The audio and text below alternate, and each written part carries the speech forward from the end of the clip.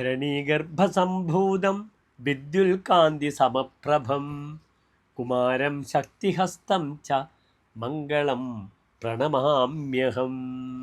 കുമാരനും സുബ്രഹ്മണ്യനും ശക്തി എന്ന ആയുധം, വേലെന്ന ആയുധം കൈവശമുള്ളവനുമായ ആ ചൊവ്വയെ ഞാൻ നമസ്കരിക്കുന്നു.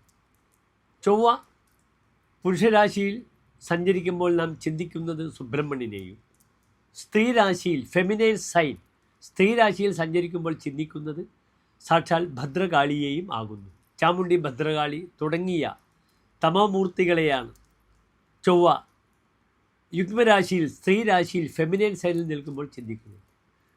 പുരുഷരാശിയിലാകട്ടെ ഓജരാശിയിലാകട്ടെ സുബ്രഹ്മണ്യനെയും.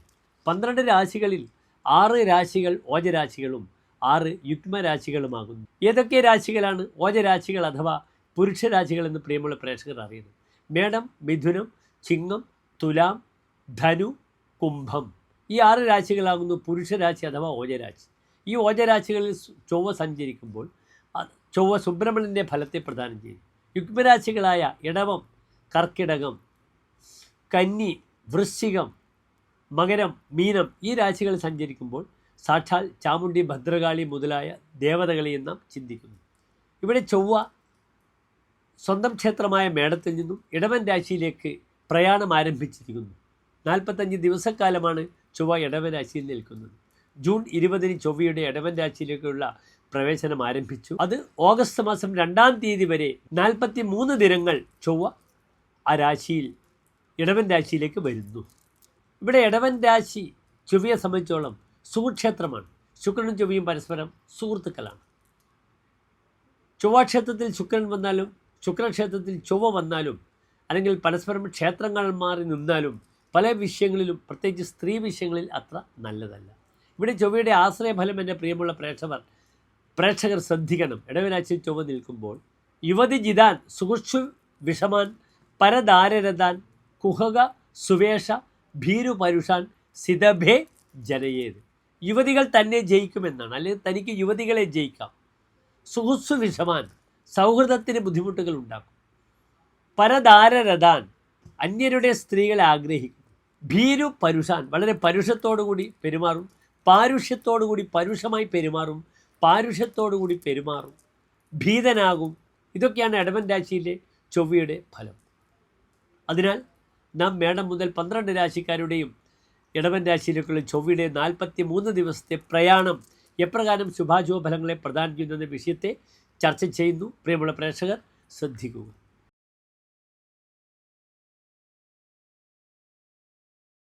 മേടൻ രാശി എന്നാൽ നിങ്ങൾക്കറിയാം, അശ്വതി, ഭരണി, കാർത്തിക നക്ഷത്രത്തിൻ്റെ ആദ്യത്തെ 15 നാഴിക വരുന്ന 2.25 നക്ഷത്ര സമൂഹം. ഇവിടെ മേടൻ രാശിക്കാർക്ക് ചൊവ്വ നിൽക്കുന്നത് എവിടെയാണ്? 2-ാം ഭാവത്തിലാണ്. ഇവിടെ മേടൻ രാശിയുടെ അധിപനാണ് ചൊവ്വ എന്നൊരു പ്രത്യേകതയുണ്ട്. 2-ൽ ചൊവ്വ നിൽക്കുന്നു. 2-ാം ഭാവത്തിൽ ചൊവ്വ വരുമ്പോൾ വരാഹമിഹിര ആചാര്യൻ പറഞ്ഞ ഫലം എന്താണ്? കഥന്നഹ കുൽസിതം അന്നം അത്തി ഇതി കഥന്നഹ. കുൽസിതമായ ഭക്ഷണം കഴിക്കുമെന്നാണ്. പലപ്പോഴും ശ്രദ്ധിക്കണം, മഴക്കാലമാണ്. പലപ്പോഴും ഇനിയങ്ങോട്ടേക്ക് വയറിളക്കം, ഡിസെൻട്രി, അപ്രകാരം വളരെയധികം വൈറൽ ഫീവേഴ്സൊക്കെ വരും. രക്തസംബന്ധമായ ദൂഷ്യങ്ങളൊക്കെ വരും. അതിനാൽ ഭക്ഷണ കാര്യത്തിൽ വളരെയധികം നിയന്ത്രണം പാലിക്കണം. കാരണം മേടൻ രാശിയുടെ 2-ാം ഭാവമാണ് ഇടവൻ രാശി. മേടൻ രാശിയുടെ അധിപനായ ചൊവ്വക്ക് അഷ്ടമാധിപത്യം, 8-ാം ഭാവാധിപത്യമുണ്ട്. ഇവിടെ ചൊവ്വ നോക്കുന്നത് അഷ്ടമ ഭാവത്തിലേക്കാണ്. അതിനാൽ ശാരീരികമായി വയറ് സംബന്ധിച്ച രോഗങ്ങൾ ശ്രദ്ധിക്കണം. സ്വതവേ മേടൻ രാശിക്കാർക്ക് 5-ാം ഭാവത്തിൽ കേതുവുണ്ട്. ഇവിടെ അഷ്ടമത്തിലേക്ക് ചൊവ്വയുടെ ദൃഷ്ടി വന്നാൽ പലപ്പോഴും ഫുഡ് പോയ്സൻ്റെ സാധ്യതകൾ വളരെയധികം വരിക, രക്തം വമിക്കുക, പൈൽസ് മുതലായ രോഗങ്ങൾ വരിക, ഇതൊക്കെ മഴക്കാലത്ത് വരാൻ കൂടുതൽ സാധ്യതയാണ്. ശ്രദ്ധിക്കണം. ചമത്കാരി ചിന്താമണിയിൽ ഇപ്രകാരം പറഞ്ഞിരിക്കുന്നു: ഭവേത്തസ്യക്കും വിദ്യമാനേ കുടുംബേ ധനേ അങ്കാരകോ യസ്യ ലബ്ധേ ധനേക്കും. 2-ാം ഭാവത്തിൽ ചൊവ്വ നിൽക്കുമ്പോൾ എത്ര കാശ് കിട്ടിയാലും യാതൊരു കാര്യവുമില്ല, എല്ലാം നശിച്ചു പോകും. യഥാത്രായതേ മർക്കട കണ്ഠഹാരം. കുരങ്ങനെ മാല കിട്ടിയതുപോലെ കാശ് കിട്ടിയാൽ അതിൻ്റെ യൂട്ടിലിറ്റി ഓഫ് ദ മണി, ആ കാശ് എങ്ങനെ ഉപയോഗിക്കണമെന്ന് അറിയില്ല, അതാകെ നശിപ്പിക്കും. കുരങ്ങനെ മാല കിട്ടിയാൽ അങ്ങനെയാണ്. അത് മണപ്പിച്ച് നോക്കി കുരങ്ങനത് കഷ്ണമാക്കി പറിച്ച് ചാടിക്കും. അപ്രകാരമാണ് ചൊവ്വ 2-ാം ഭാവത്തിൽ വന്നാൽ സാമ്പത്തിക സ്ഥിതി. പലരുടെയും ജാതത്തിൽ 2-ൽ ചൊവ്വ വരുമ്പോൾ അപ്രകാരമുള്ള വലിയ ദുരന്തങ്ങൾ കാണാം, സാമ്പത്തിക ദുരന്തങ്ങൾ.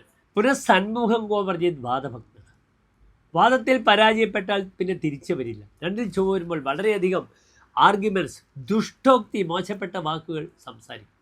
ഇവിടെ രണ്ടാം ഭാവത്തിൽ പാപഗ്രഹമായ ചൊവ്വയാണ് നിൽക്കുന്നത്. പാപേ വിത്തകതേ സ്വപൂർവ്വ നീത ദ്രവ്യക്ഷേഹ. രണ്ടിൽ പാപഗ്രഹം നിൽക്കുമ്പോൾ പൂർവികമായ സ്വത്ത് നഷ്ടപ്പെടും, ധനം നഷ്ടപ്പെടും.